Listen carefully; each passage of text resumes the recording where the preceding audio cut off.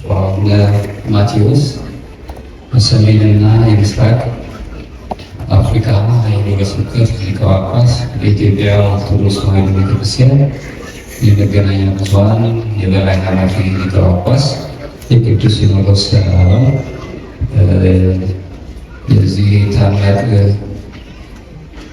ደብር የበላይ ኃላፊ በላይ ጠባቂ እንዲሁም የዚህ ደብር ዋና አስተዳዳሪ መላከ ሣህል መምህር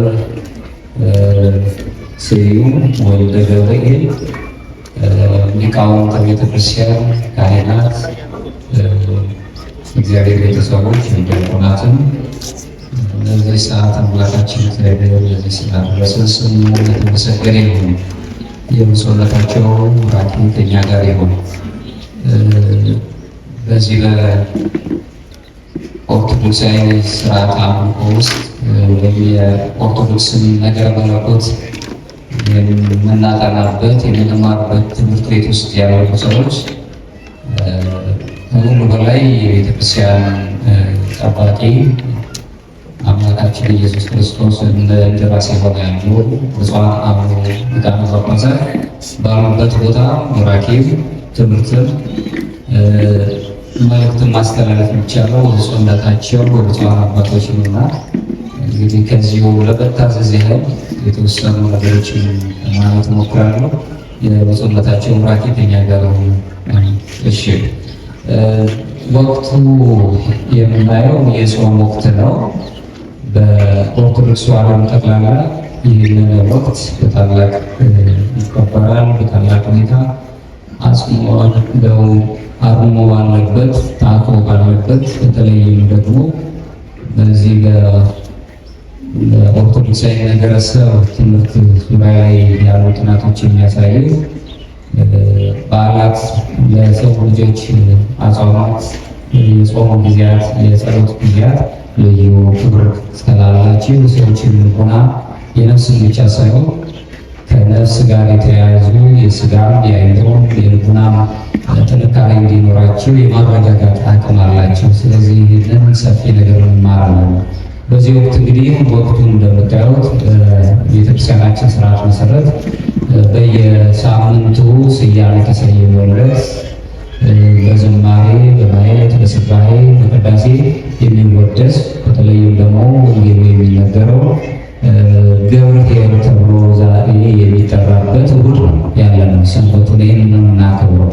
እንደው መጠን ባለ መልኩ ታሪካዊ ነገሮችን ብቻ ሳይሆን በተለይ እኛ የኢትዮጵያ ኦርቶዶክስ ተዋሕዶ ቤተክርስቲያን ምስጢራተ ቤተክርስቲያን ብቻ ሳይሆን ምሳሌያዊ ነገረ መለኮትን የምታስተምር ከመሆኑ የተነሳ ከቅዱሳት መጻሕፍት አምላካችን ኢየሱስ ክርስቶስ ለሕዝቡ በሚገባው ቋንቋ በሚረዳው አይነት መልኩ ምሳሌ እየመሰለ ያስተምራቸው እንደነበረ የማቴዎስ ወንጌል ምዕራፍ 25 ከቁጥር 14 እስከ 30 የምናየው ለሶስት አገልጋዮች እንደየአቅማቸው መክሊት እንደሰጣቸው ጸጋውን እንደሰጣቸው ከዚህ መካከል ለአንዱ እንደ አቅሙ 5 ለአንደኛው 2 ለአንደኛው ደግሞ በችሎታው አንድን ሰጥቷቸው እንዲያተርፉ ነግሯቸው ወደ ሩቅ ሀገር እንደሄደ ምሳሌ እየመሰለ ነግሯቸው ሁለቱ ሲያተርፉ አንደኛው ግን ባለማትረፉ ወቀሳ እንደደረሰበት የሚመስል እንዲህ አይነት ታሪኮችን ነው ዛሬ እየተነበበልን በማቴዎስ ወንጌል ምዕራፍ 25። ከዚህ ጋር በተያያዘ ነገር ለማስተላለፍ የምፈልገው ይህ ታሪካዊ ይዘት ስጦታና ፍርድ አለበት። ከስጦታና ከፍርድ እይታ አንጻር በተለይም ኦርቶዶክሳዊ አስተሳሰብ ምን ይላል? ይሄኛው በአብዛኛው ጊዜ በኦርቶዶክሱ ዓለም ላይ ንጽሮተ ዓለም ወይም ደግሞ ርዕዮተ ዓለም አለ። ዓለምን የምናይበት ይህንን መጽሐፍ ስናይ ይህንን የተነገረውን ታሪክ ስንመለከት በምን አይነት መልኩ እንመለከተዋለን? ምክንያቱም ታሪካዊ ይዘቱ አንዱ ከአንዱ ጋር እየተያያዘ ለካህናት ብቻ የተቀጸለ እስኪመስል ድረስ ይታያል። ሁሉም ሰው ግን የመክሊቱ ተካፋይ ነው ያሉ በአንድም በሌላ መልኩ። ስለዚህ ስጦታ አለን። ከስጦታው በኋላ ደግሞ ፍርድም አለ። ፍርዱ ምንድነው? መልካም ያደረገ ሰው የአባታችን ቤት የምንወርስበት፣ መልካም ያላደረገው ደግሞ ለጨለማ የሚሄድበት የሚል ፍርድ አለ። ስለዚህ በዚህ አስተሳሰብ ውስጥ ያሉትን ነገሮች ለማየት እሞክራለሁ። ሕይወት እንደ ቅዱስ ጊዜ ትርፍ የተገለጸበትን ነገር እናያለን። የመክሊት አሰጣጥን ስናይ በማቴዎስ ወንጌል ምዕራፍ 25 ከቁጥር 14 ላይ ጥልቅ የሆነ ሚስጥራዊ ገለጻዎችን በአምላካችን በኢየሱስ ክርስቶስ እንደተገለጸልን እናያለን። ይኸውም የሰው ልጆች ሕይወት በእነዚህ ሁለት ነገሮች የሚመስሉ ስጦታ ባለበትና ከዛ ፍርድ ባለበት የሚቃኝ ሆኖ ነው የምናየው። ስጦታ እና ፍርድ ብለን የምናየው ሁሉም ነገር ከእግዚአብሔር የተሰጠ ስጦታ ነው። አንዳችን በራሳችን ያገኘነው ነገር የለም። የተሰጠንን ደግሞ ለሌሎቹ እንድንሰጥ አምላካዊ ቃል አለን። አትርፈን መገኘት አለብን። ለዚህ ነው እንግዲህ ማቴዎስ ወንጌል ምዕራፍ 25 ላይ ከቁጥር 14 ራሱ አምላካችን ኢየሱስ ክርስቶስ ሲናገር ወደ ሌላ ሀገር የሚሄድ ሰው ባሮቹን ወይም አገልጋዮቹን ጠርቶ ያለውን ንብረት እንደሰጣቸው እንዲህ ይሆናልና ነው የሚለው። ለእያንዳንዳቸው እንደሚያስፈልጋቸው ሰጥቶ ወደ ሩቅ ሀገር ይሄዳል ይልና መስጠት ወይም ስጦታ ሲገልጽልን ቁሳዊውን ነገር ብቻ አይደለም ይሰጣል። ቁሳዊውን ነገር መናገሩን አይደለም።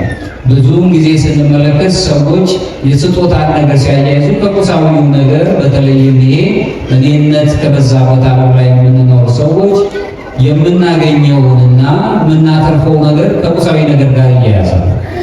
መስጠት የሚለውን ቃል ግን እዚህ ስንመለከት ሕይወታዊ የሆኑ ስጦታዎች ተገልጸዋል። ራስን አሳልፎ መስጠት፣ ጊዜን፣ እውቀትን፣ መልካም እድልን ራሱ እንዲሁም ደግሞ ከእግዚአብሔር ጋር በተለይም እኛ ኦርቶዶክሳውያን ሱታፊ አምላክ ወይም አማልክት ዘበጸጋ የሚያሰኝ ትልቅ ማዕረግን የሚቀጸልልን ስለሆነ ወደዛ ማዕረግ ለመምጣት ሁላችንም በአንደኛ ጴጥሮስ ላይ ራሱ ጴጥሮስ ቅዱስ ጴጥሮስ እንደገለጸልን የመለኮቱ ተካፋዮች ትሆኑ ዘንድ ነው የሚለን። ስለዚህ እኛ ወደ እሱ እንድንቀርብ እሱን እንድንመስል ስጦታ ተሰጥቶናል። በዚህ ስጦታችንም አትራፊዎች እንድንሆን ነው። ሁለተኛው መክሊት ተብሎ የተገለጸ ነገር አለ። መክሊት የተባለው ገንዘቡ ማለት ነው። ስጦታ ልክ እንደ አምላክ ትእዛዝ ሆኖ ነው የተገለጸው እዚህ ላይ። በኦርቶዶክሳዊ መረዳት ውስጥ መክሊት ተብሎ የተገለጸው ተራ ችሎታ አይደለም፣ ምድራዊ የሆነ እውቀት ብቻ አይደለም። በተለይም እኛ አዋቂ መሆንን ሳይሆን ከእውቀት ባሻገር ያለ መንፈሳዊነትን ከምንማርባቸው ቅዱሳት መጻሕፍቶች ውስጥ ያለን የእግዚአብሔር ልጆች ነን። ስለዚህ እውቀት አያስፈልግም ሳይሆን እስመ ኩሉ ዘጸውዐ ስመ እግዚአብሔር ይድኅን አለ ቅዱስ ጳውሎስ በመልእክቱ ላይ ሮሜ ምዕራፍ 10 የእግዚአብሔርን ስም የሚጠራ ይድናል አለና ለመጥራት ግን የሚያስፈልገንን መስፈርቶች ያስቀምጣል። ለመጥራት መጀመሪያ ማመን ይቀድማል አለ። ከማመን ደግሞ መስማት ይቀድማል። መስማትን ከእውቀት ጋር ወይም በጥበብ የታሸች እውቀት አድርገው የነገረ መለኮት የኦርቶዶክስ ነገረ መለኮት ምሁራን ያስቀምጡታል። ለዚህም ነው እንግዲህ መክሊቶቻችን የተሰጡት ሁሉ ቁሳዊ ወይም ተራ ነገሮች አይደሉም። በኋላ ጊዜ መክሊቱን የሰጠን ሰጪው ገዢው አምላክ ሊቆጣጠረን የሚመጣበት ጊዜ እንዳለ ነው መጽሐፉ ያስረዳል። ስለዚህ ለእያንዳንዳችን ለሰው በሙሉ የተሰጠው ስጦታ ካህናት ብቻ አባቶች ብቻ ሳይሆኑ ሁላችንም እንደ ሰው የተሰጠን ስጦታዎች አሉ። ይህንንም ስጦታ መለኮታዊ ጸጋ በማለት የነገረ መለኮት ምሁራን ያስቀምጣሉ። ለዚህም በአምስተኛው ክፍለ ዘመን የነበረው ታላቁ ዮሐንስ አፈወርቅ ሲናገር መክሊት ማለት ገንዘብ ብቻ ማለት አይደለም፣ በአደራ የተሰጠን ነገር ሁሉ የሚያጠቃልል ነው። ይኸው መንፈሳዊ ስጦታ፣ መንፈሳዊ እውቀት፣ አሁን በእጃችን ላይ የተሰጡትን ደግሞ ቁሳዊ ሀብቶችን ሁሉ ያጠቃልላል ይላል።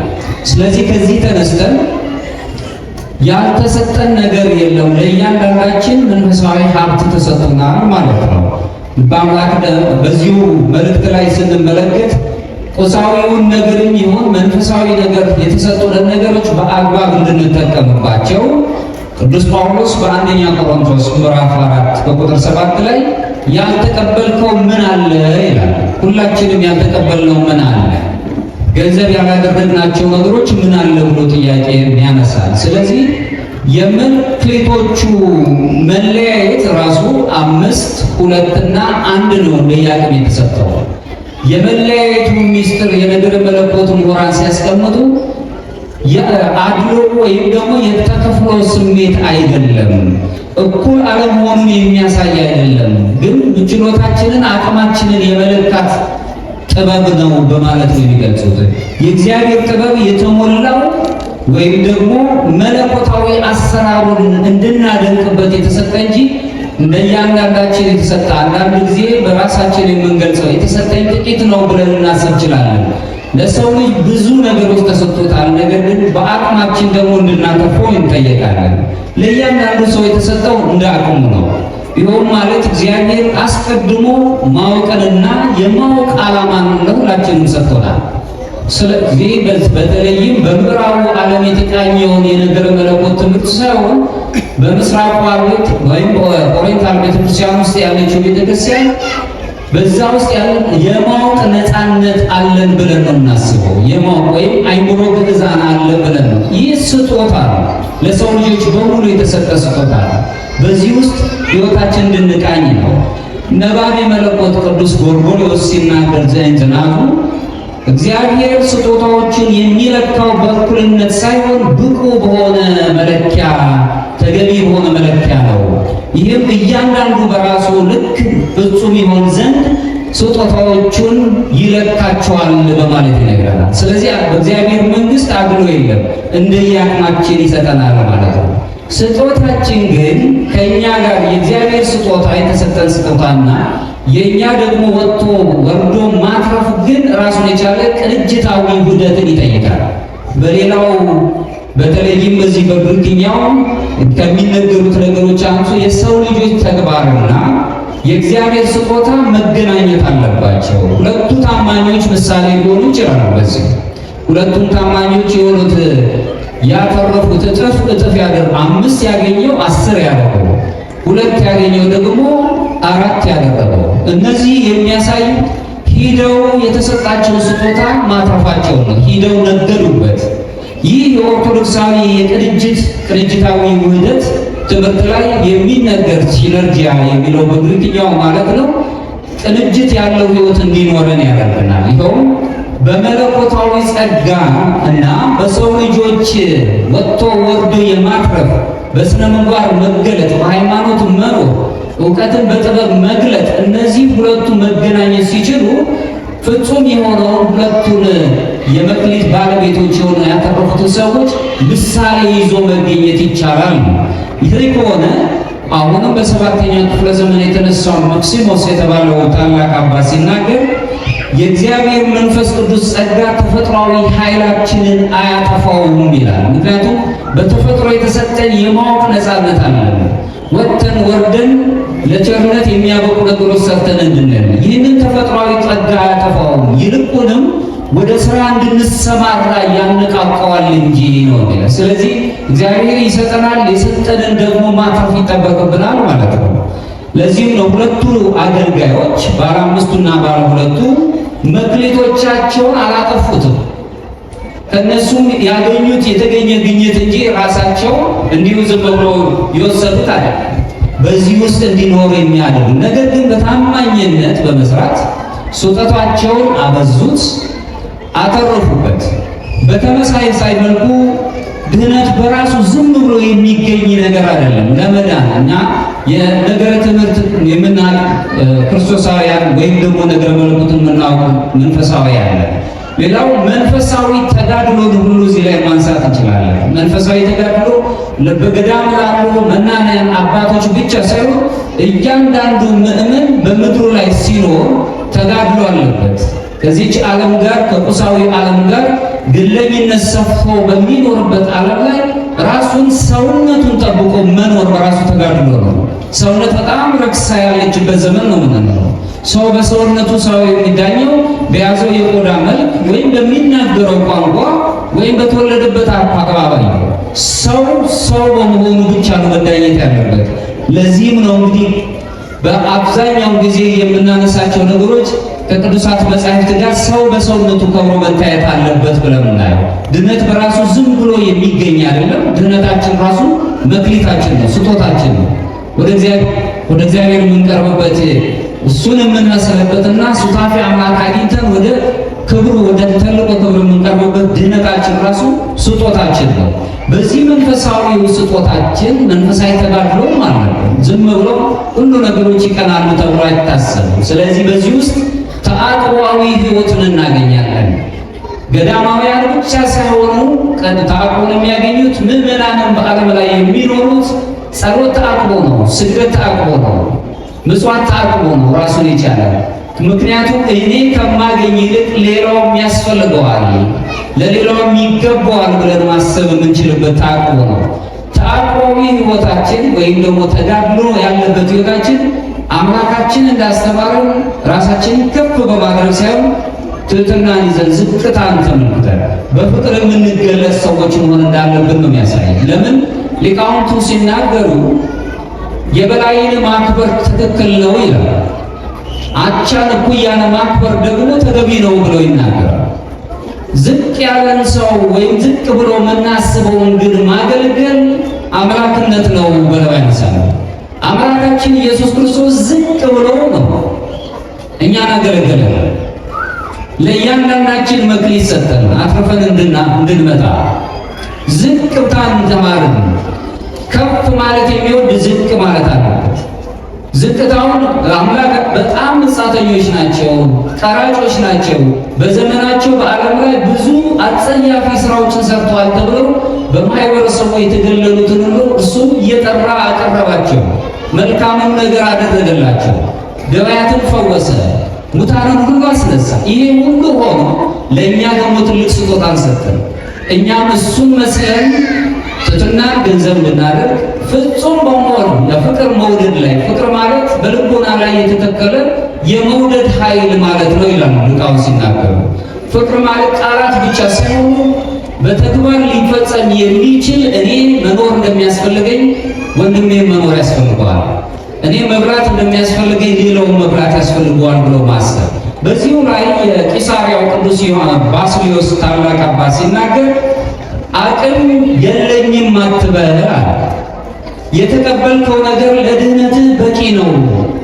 እኔ የተሰጠኝ መክሊት የለኝም አትበል። ሁላችንም ለእያንዳንዳችን አቅማችን ተሰጥቶናል። ስለዚህ የተሰጠህ ነገር ለምትድንበት ነገር በቂ ነው። ነገር ግን ፈቃደኛ መሆን ይጠበቅብሃል ይላል። ለማትረፍ ፈቃደኛ መሆን አለብን። እንደ አንዱ መክሊት ወስዶ እንደቀበረው ሳይሆን ሁለቱ አትርፎ እንደተገኙት ፈቃደኞች መሆን ይጠበቅብናል። የጌታ መመለስ ስላለ ፍርዱን እናያለን። እዛ ላይ የጌታ መመለስ የአምላካችን ኢየሱስ ክርስቶስ መመለስን ደግሞ በነገረ ምጽአት የመጨረሻው ምላሽን በዚሁ ገጸ ታሪክ ውስጥ መረዳት እንችላለን። ያውም የማቴዎስ ወንጌል ምዕራፍ 25 ቁጥር 19 ላይ ከብዙ ዘመናት በኋላ የነዛ አገልጋዮች ወንባሮች ጌታ መጣና ተቆጣጠራቸው ይላል። የተሰጠንን ነገር ሁሉ በአግባብ ተጠቅመንበታል ወይ? የሚፈልገው የሰጠን አምላክ ስጦታውን ሊወስድ ይመጣልና ምን ያህል ተጠቅማችሁበታል? ይህንን ይላል። ብዙ ዘመን ነው የሚለው። ብዙ ዘመን የሚለው ቃል የምድራዊ ሕይወታችንን የልኬት ዘመን ነው የሚያሳየን። ምድር ላይ ያለንበት እያንዳንዳችን ዘመናችን የተለካ ነው፣ የተቆጠረ ነው። በዚህ ውስጥ ሰምሮ መቆጣጠር ነው። ሊተሳሰባቸው መጣ የሚል ቃል እናያለን። በዚህ ውስጥ ደግሞ የመጨረሻ ፍርድ ነው የምናየው። ስጦታውን ከሰጠ በኋላ ፍርድ ደግሞ አለን። ምን ያህል አትርፋችኋል የሚል እዚሁ ላይ ለታማኞቹ ሁለቱ አገልጋዮች ጌታ ራሱ ሲናገር በማቴዎስ ወንጌል ምዕራፍ 5 ቁጥር 21 ላይ አንተ በጎ ታማኝ ባሪያ አገልጋይ ወደ ጌታ ደስታ ግባ የሚል ቃል ሰጣቸው። አትራፊ የሆኑ ሰዎች ሁልጊዜ ደስተኞች ናቸው። በስጋችንም በነፍስም አትራፊ መሆን እንዳለብን ነው። ምክንያቱም ሰው የሚባል ልዩ የሆነ ወይም ደግሞ ሚስጥራዊ ማንነት አለ። እዚህ ላይ ደስታን ነው የሚያነሳው። ደስ የሚለው ወደ ደስታ ግባ። ከውጭ የሚሰጠን ተራ ሽልማት አይደለም ይሄ። ሰዎችን አንዳንዴ በአፎሙ ይድሩ በልቡሙ ይደክሙ ይላል። እንግዲህ በአምላክ ዳዊት ሰዎች እኛም ዝም ብለው ምጸት ባለበት መልኩ ሊያስደስቱን ሲፈልጉ ይህ መልካም ነው ይሉናል። እንዲህ አይነት ደስታን አይደለም እየነገረ ያለው። የአምላክ የሚሰጠን ደስታ ግን ፍጹም የሆነ ምድሩ ላይ ያላገኘናት ደስታ ነው። እዚሁ በፍጹም ወደ ሆነው ደስታ ግባ ሲል ሱታፊ አምላክነትን ማግኘት ነው። ወደ መለኮት እናንተ ብርሃናውያን ትሆናላችሁ የሚለውን የሳይመን ዘ ኒው ቴዎሎጂያን ትምህርትን የሚያስተምረን ይሆናል።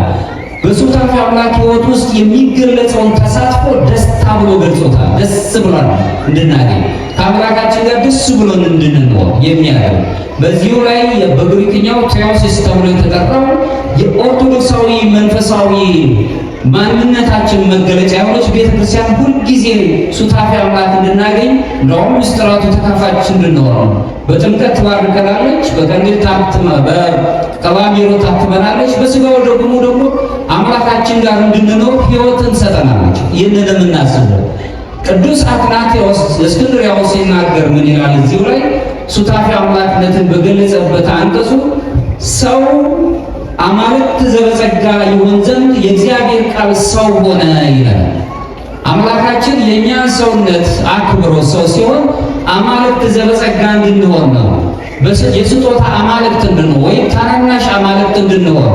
ይህ ማለት ወደሱ ወደ ክብሩ ወደ ፈጠረን አምላክ የምንቀርብበት የመጨረሻው ኦርቶዶክሳዊ መንፈሳዊነት ወይም ንጽሐ ልቦና ላይ የምንደርስበት ንጽሐ ነፍስ፣ ንጽሐ ሥጋ፣ ንጽሐ ነፍስ፣ ንጽሐ ልቦና የምትባለው ማዕረግ ላይ እንደነደረስ። ስለዚህ እነዚህ ታማኞቹ ሁለቱ ታማኞቹ አገልጋዮች ዋጋቸው ሱታፊ አምላክ ማግኘት ደስታ እንደነበረ የደስታው ባለቤት አምላካቸው የሰጣቸው ለሁላችንም ይሄን ለማግኘት ለመስጠት አምላካችን የታመነ ነው። ስለዚህ ታማኝ መጋቢ ወይም አገልጋይ ዋጋው ራሱ ከእግዚአብሔር ጋር አንድ ሆኖ መኖር ነው። ከእግዚአብሔር ጋር አንድ ሆነን ለመሆን በክብሩ እንድንመስል በቅዱሳኑ ከተማ ቅዱስ ቅዱስ ቅዱስ እያለን ለመኖር ሁላችንም የተሰጠንን መክሊታችንን ማትረፍ አለብን። ሌላው ፍርድ ብለን ያነሳነው ጸጋን ወይም ስጦታን ችላ ማለትን ነው የሚያሳየው። ችላ ያሉት ሰዎች ፍርዱ ይጠነክራል። የተሰጠንን ስጦታ አለማትረፍ። ያልታመነው አገልጋይ ይህንን ያስታውሰናል። ያልታመነው አገልጋይ የነበረዋን አንዲቷን መክሊት ስጦታውን ሳያተርፍበት ሸሽጎት እንዳስቀመጠ ነው መጽሐፉ ያስረዳል በምሳሌው አንቀጽ ላይ። ይህ መጨረሻው ግን ጨለማ ውስጥ መጣለ፣ ወደ ጨለማ ጣሉት የሚል ነው የምናየው የማቴዎስ ወንጌል ምዕራፍ 25 ከቁጥር 30። በኦርቶዶክሳዊ የነጻነትና የህብረት መለኮታዊ እይታ ውስጥ ጨለማን በራሱ ከእግዚአብሔር መራቅ ጋር የተያያዘ ነው የምታገናኘው። እግዚአብሔር ቅጣትን እንደ ሕጋዊ ድንጋጌ አድርጎ የሚወስድ ባይሆንም ከውጭ የሚመጣብን ግን ራሱ በራሳችን የፈጠርናቸው ጥፋቶች ለፍርድ እንድንበቃ ያደርጉናል። ይህም ፍርድ ደግሞ ነፍስን ራሱ እስኪያስጨንቃት ይደርሳል። ጨለማ ውስጥ መግባትን በጨለማ የሚለው ቃልን ስናይ ቦታን ያሳየናል። ጨለማ ወደ ጨለማ ስፍራ ውሰዱት። ጨለማ ስፍራ እንዳለ እናያለን። ያውም የህልውናን ሁኔታ በተለይ የሰው ልጆች ከክፋት ጋር ሰው በምድር ላይ በደል በበደልን ጊዜ የምናገኛቸው እነዚህን የመሰሉ አስከፊና አሰቃቂ ቦታዎች የእኛን ማንነት በኋላ ጊዜ ህልውናችንን ይለኩታል። ከዚህ እግዚአብሔር እንዲጠብቀን በመክሊታችን አትራፊዎች መሆን አለበት፣ ስጦታችን ማለት ነው። ለእግዚአብሔር ዝግጁ ሆኖ ለመኖር የተመረጠ ህይወት ሊኖረን ይገባል። ዝግጁዎች መሆን አለብን። ለእያንዳንዱ ጊዜ የተዘጋጀን መሆን አለብን፣ አትራፊዎች ለመሆን። የዘኑሲስ ቅዱስ ጎርጎርዮስ ሲናገር ምን ይላል? በሰው ህይወት ውስጥ እግዚአብሔር አለመኖሩ ጨለማነትን ያሳያል። በህይወታችን ውስጥ በክፋት ምክንያታችንን ሳናተርፍ ከሰዎች ጋር በሰላም መኖርን ትተን በጸብ በክርክር ውስጥ መኖር ስንጀምር እግዚአብሔር ከኛ ይርቃል። ምክንያቱም እግዚአብሔር የሰላም አምላክ ነው፣ የደስታ አምላክ ነው። እግዚአብሔር በህይወታችን አለመኖሩ ደግሞ የጨለማን ትርጉም ይነግረናል። ስለዚህ ቅዱስ ጎርጎርዮስ ዘኑሲስ ሲናገር በሰው ህይወት ውስጥ የእግዚአብሔር አለመኖር ጨለማነትን ያሳያል። ከእርሱ ደግሞ መለየት ልዩ የሆነ ስቃይን ያስከትላል። ከስቃይ ለመዳን ወደ ፍርዱ ወደ ተነከረበት ነገር ውስጥ ላለመግባት ሁላችንም አትራፊዎች መሆን እንዳለብን ይነግረናል። ይህ ጨለማ በሚገርም ሁኔታ ተቃርኖን ያሳየናል። አንደኛው ነፍስ ይህንን የምትለማመደው እግዚአብሔር እንደ ብርሃኑ በመኖር ነው። ምክንያቱም በነገረ መለኮት ትምህርት ውስጥ ዝም ብለን ሙሴ እግዚአብሔርን ለማየት ባልቻለባት ዘመን ተገልበ ብለናል። ከፊታችን ዞር በል። ምክንያቱም እሱን ማየት ባለመቻሉ ምክንያት ከፊታችን ዞራል። እዚሁ ነገረ መለኮት ማለት መንፈሳዊ የሆነ ድቅድቅ ጨለማ የሚባል ነገር አለ። ያ ማለት ምናልባት ትርጉሙ ራቅ ሊል ይችላል። ያ ማለት ግን አዎንታዊ አሉታዊ የሆነውን ጨለማ አይደለም ያነሳው። እኛ ፀሐይን ትክ ብለን ማየት ሳንችል ስንቀር አይናችን ይጨልምብናል። ይሄ የሆነው የኛ የአይን ብርሃንና የፀሐይ ብርሃን መዋሃድ ስላቃታቸው። እግዚአብሔር ደግሞ ፀሐይን ፍጥረታትን የፈጠረ አምላክ ብርሃኑ በጣም እጅግ ረቂቅ ነው። እሱን ማየት ስለማንችል እኛ የአይናችን ብርሃን ይከለላል፣ ጨለማው እኛ ጋር ይሆናል። ስለዚህ በዚህ በአዎንታዊው የነገረ መለኮት ትምህርት ውስጥ ተቃርኖ ነው የምናየው። ጨለማ የሚለውን በሌላ መልኩ በአሉታዊ ተገልጾ እንመለከተዋለን። ነገር ግን እነርሱን የገፋች ነፍስ አምላካችንን ኢየሱስ ክርስቶስን የገፋች ነፍስ ብርሃኗን ማጣት ትጀምራለች። ብርሃናችንን እንዳናጣ ወደ ጨለማ ውሰዱት የተባለው አሁን በዓለም ላይ ስንኖር ብርሃናውያን እንድንኖር ሁልጊዜ በሕይወታችን ውስጥ እግዚአብሔር እንዲኖር ራሳችንን ማትረፍ አለብን። ከሰዎች ጋር በሰላም ነው። የሶርያው ታላቅ አባት ቅዱስ ይስሐቅ ወይም ማር ይስሐቅ ተብሎ የታወቀው ታላቅ አባት ሲናገር በገሃነም የሚቀመጡ በፍቅር አለንጋ ይገረፋሉ ይላል። በጨለማ ውስጥ የሚኖሩ በምድር ላይ ሆነን ራሱ የዓለም እሳቤዎች አሁን በጣም ያስጨንቃሉ፣ አያረጋጉም፣ ሰላም አይሰጡም። ሰዎች አሁን በውጣ ውረድ ውስጥ ነው ያሉት። ሰው አሁን ስለሚኖረው ነገር በጣም በጭንቀት ውስጥ ነው ያለው። የሚያስጨንቅ ነገር ይበዛበታል። ከሚያስጨንቀው ነገር መውጣት ካልቻለንና ከበደል መውጣት ካልቻለን ቅዱስ ይስሐቅ እንደሚነግረን በገሃነም የሚቀመጡ በፍቅር አለንጋ ይገረፋሉ ነው የሚለው። ምክንያቱም ፍቅር ራሱን የቻለ ለሰዎች ምግብ ነው። ሰዎችን እንፈልግ። ብዙ ሰዎች አሁን ከምግብ ይልቅ የሰው ፍቅር ይርባቸዋል። በአብዛኛው በተለይም ደግሞ አበሾች ነን እኛ በቃላት ስጡን ቸግሮናል ለማለት እናፍራለን። አይናችን ግን ይናገራል። የሰው ልጅ የስነ ልቦና ምሁራን ከሚያስቀምጡት አንዱ ነገር የሰው ልጅ በአንደበቱ ከሚናገረው የበለጠ አይኑ ያወራል ነው። አይናችን ውስጥ ብዙ መንከራተት አለ፣ ስቃይ አለ።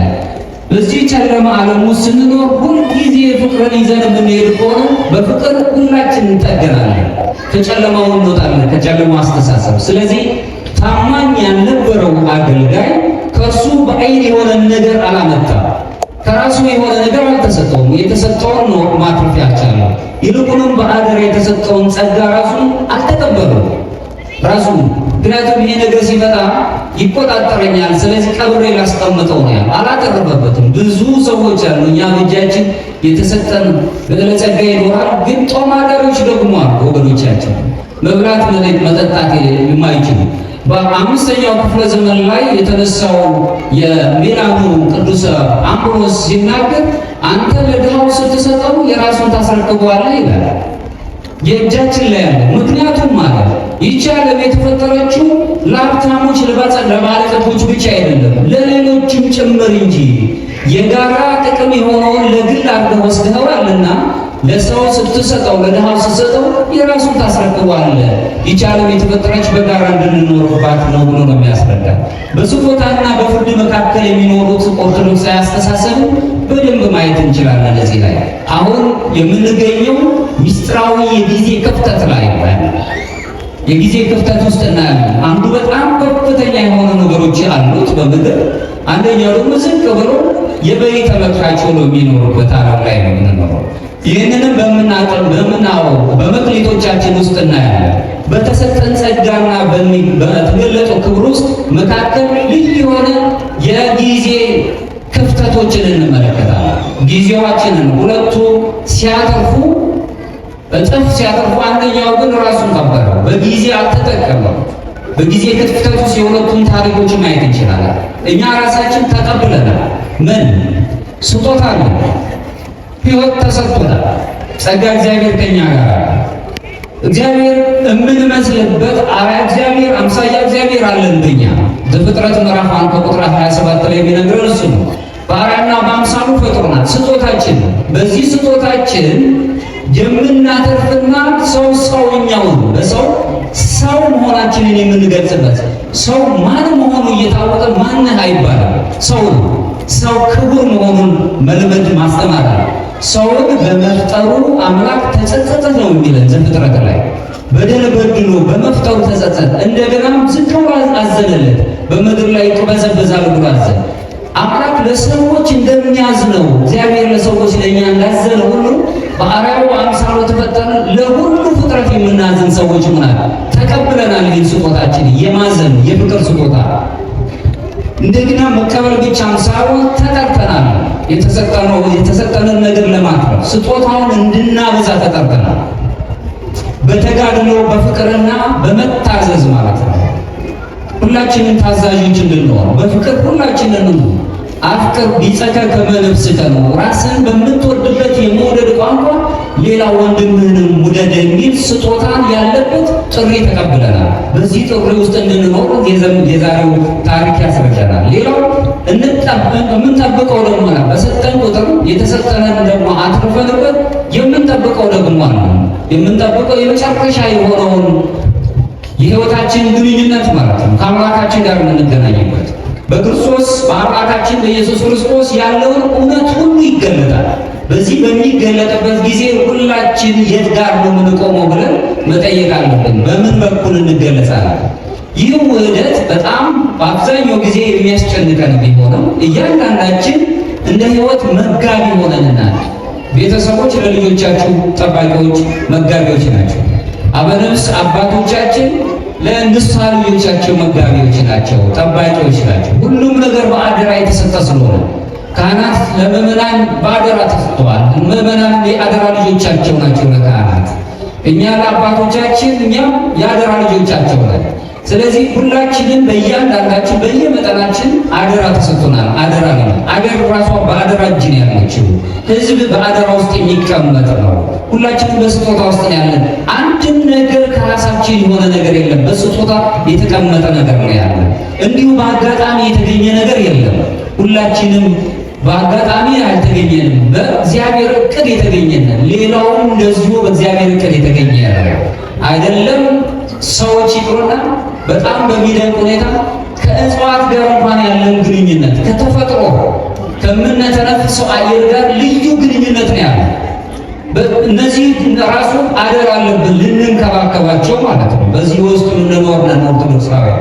ድነት እንደ ቅንጅታዊ ውህደትን ነው የምናየው። ነገረ ድህነት እግዚአብሔር በእኛ ውስጥ ይሰራል። እኛ ደግሞ ለስራው ደግሞ ፍጹም የሆነውን ነገር እናዘጋጃለን። ነህምያ ሲናገር ነቢዩ እኛ ባሮቹን እነሳለን፣ እግዚአብሔር እሱ ደግሞ የምንፈልገውን ያከናውንልናል ነው የሚለው። ስለዚህ ቅንጅታዊ ነገር የእግዚአብሔር ጸጋ የእኛ ደግሞ ጸጋው አለን። በጸጋው ብቻ እንድናለን አይደለም። የእግዚአብሔር ጸጋ ያድነናል፣ አሁን እናምናለን።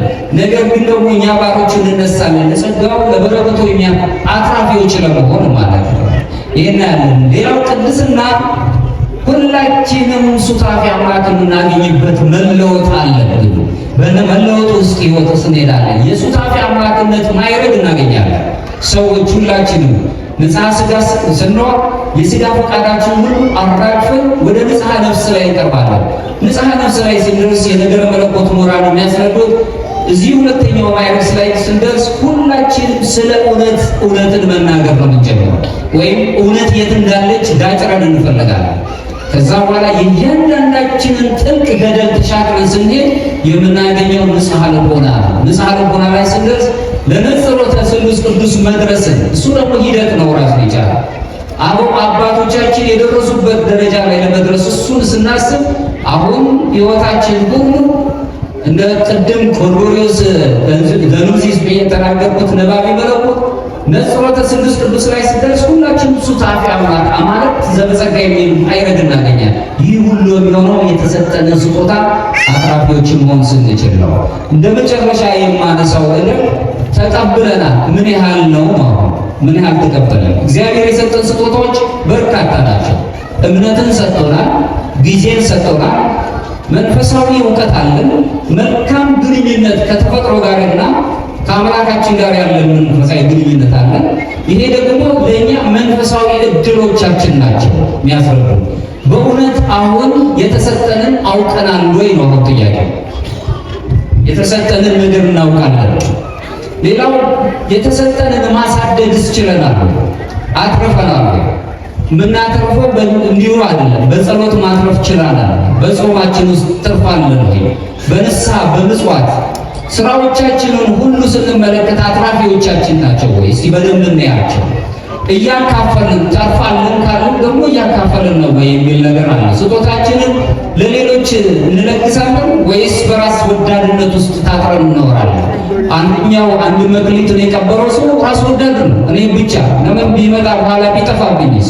ቀብሮት ነው የተገኘው።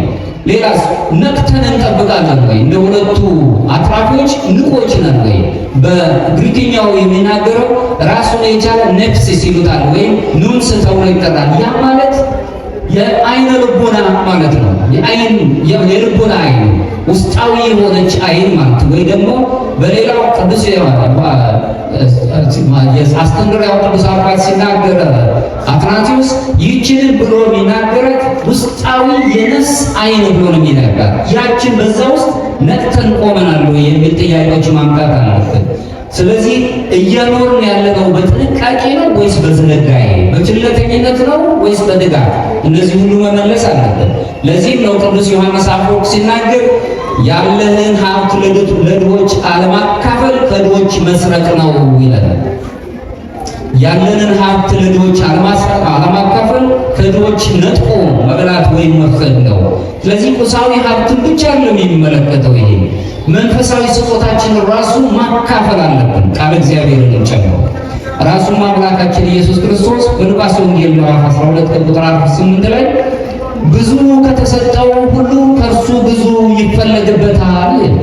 ብዙ ሲሰጠን ብዙ ይጠበቅ። ወጣቶች ብዙ ስጦታ አላችሁ፣ ሕፃናትም የተሰጣቸዋል፣ አረጋውያን የተሰጣቸዋላችሁ። ለሌሎቻችን ተስፋ እንድንሆን ለመደምደሚያ የምናተው ሁላችን ኃላፊዎች ነን።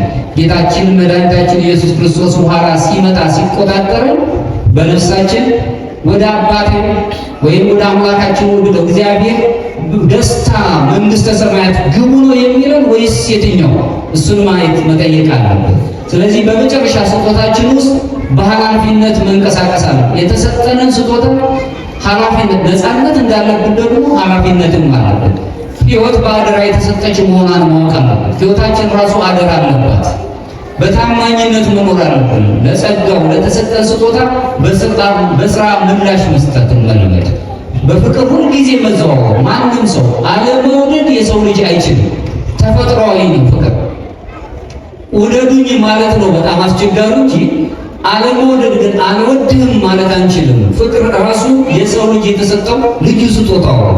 በፍቅር ውስጥ ሰዎችን አለመውደድ አንችልም። በተስፋ መኖር በዳግም ምጽአት ጊዜ ሁልጊዜ ዳግም ምጽአቱን ተስፋችንን ሰጠን በናፍቆት መጠባበቅ፣ ሁልጊዜም መንግሥተ ሰማያትን መመልከት፣ የጸኑትን አበው አባቶቻችንን ማሰብ። መክሲሞስ እዚህ ላይ የሰው ልጅ ሁሉም ነገር ይላል በፍቅረ እግዚአብሔር አንድ እንደሚያደርግ ተጠርቷልና ይለናል። ሁላችንንም በፍቅር አንድ እንድናደርግ ተጠርተናል። ታማኞች አገልጋዮችም ያከናወኑት ይህንን ነው። በፍቅር ስለተጠሩ አትራፊዎች ሆኑ ነው የተገኙት። የተሰጣቸውን ነገር ወደ ህብረቱ ነው ያቀረቡት። ማዕከላዊነቱ ግላዊ አላደረጉትም። ማህበራዊ ሂደት ነው የተጠቀሙበት። መስዋዕትን ለመለወጥ ቀና ነበሩ። መውጣት መውረድ መስዋዕትነት ነው፣ መታገል ነው ራሱን የቻለ። ስለዚህ የተሰጠን ስጦታን እኛ ራሳችን መናቅ የለብንም። የተሰጠንን ስጦታ ጋር ቀረቤታ የሆነ ግንዛቤ ሊኖረን ይገባል። በጸጋ የተሰጠንን ደግሞ እኛ በስጦታዬ ነው በልግስና መስጠት የምንችልበትን የአባቴ አንተ በጎ ታማኝ ባሪያ ወደ ጌታ ደስታ ግባ የሚለውን ማዕረግ አምላካችን እግዚአብሔር እንዲያሰማን ቅዱስ ፈቃዱ ይሁንልን። ያው አምላክ ሁላችንን የሚታደገን ይቆየን።